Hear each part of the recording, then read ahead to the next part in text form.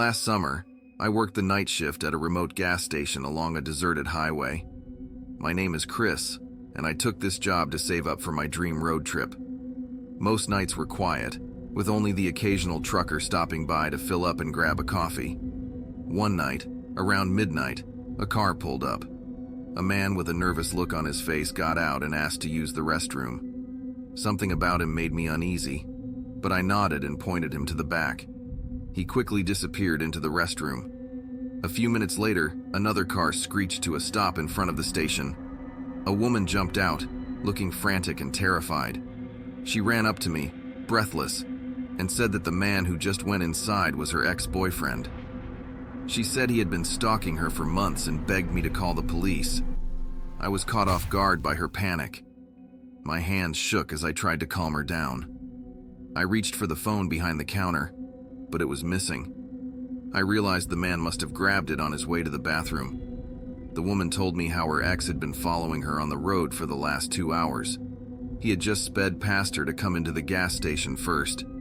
She didn't want to keep driving on this lonely road by herself, because she had no idea what he was up to, but knew he was capable of the worst. I decided to check on the man in the restroom. When I got there, it was empty.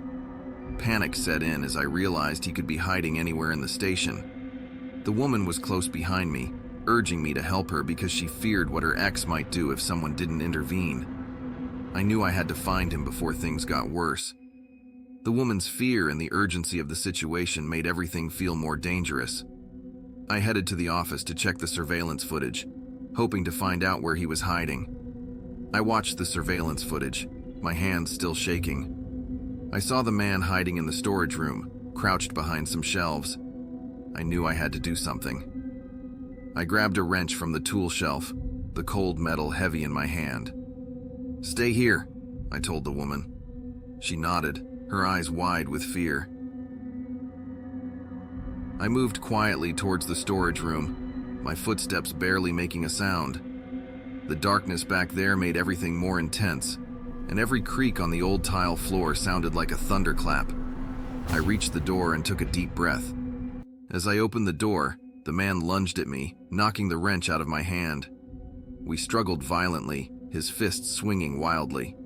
He punched me hard in the ribs, and I felt a sharp pain. I fought back with all my strength, using my elbows and knees. The confined space made it hard to move, and I could smell his sweat and desperation. He grabbed my arm and twisted it, trying to force me to the ground. I managed to elbow him in the face, but he kept coming at me. He pushed me against the shelves, and I felt a canister hit the back of my head. Stars danced in front of my eyes, but I knew I couldn't give up. With a burst of energy, I kicked him in the shins and grabbed the wrench again. He swung at me, and I ducked just in time. My heart was pounding, and I could feel blood trickling down my forehead from where the canister had hit me. Finally, I managed to hit him on the head with the wrench. He went limp and collapsed to the floor, unconscious. I was panting, my heart racing from the adrenaline. My whole body ached from the fight, but I couldn't stop now. I ran to the convenience store and grabbed a roll of duct tape. I quickly tied the man's hands, feet, and mouth, making sure he couldn't move or yell. I found my cell phone and used the emergency battery pack to call the police.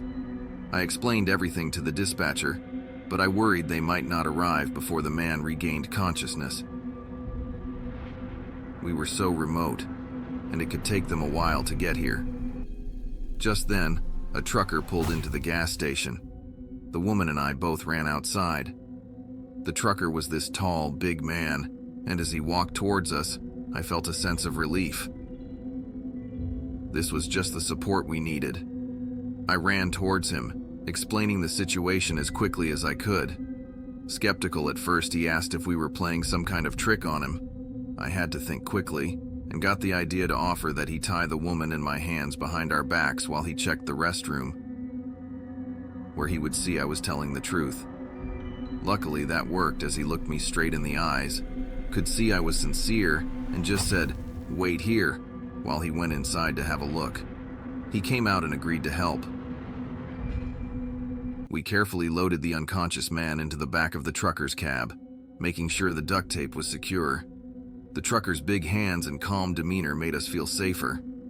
The woman and I got into her car and followed the trucker down the highway to the nearest police station, which was 45 minutes away. The drive felt like forever, every bump and turn making me more anxious.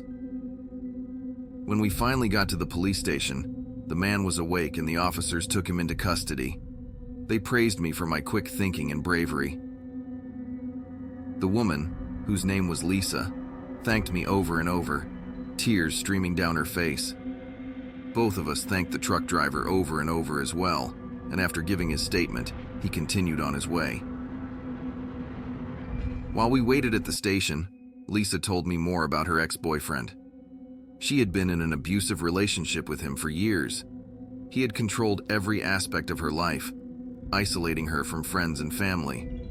When she finally managed to leave him, he started stalking her, showing up at her work and home, sending threatening messages, and following her everywhere she went. She had been living in fear for so long, always looking over her shoulder. The police took her statement and mine, and we were both given a ride to our homes. Before we left, one of the officers mentioned that they were going to run the man's fingerprints and DNA through their system. They said it was standard procedure but might take some time to get results. A few weeks later, I received a call from the police. They wanted to thank me again for my help that night. It turned out that the fingerprints and DNA tests had revealed something shocking. The man we had captured was the murderer of his former partner, a crime that had occurred 10 years ago. The case had gone cold, and the family of the victim had been left without answers. Until now. The discovery of his identity brought the missing evidence the police needed to finally solve the case. The family of the murdered woman could finally have some peace, knowing that justice was being served. The news hit me hard.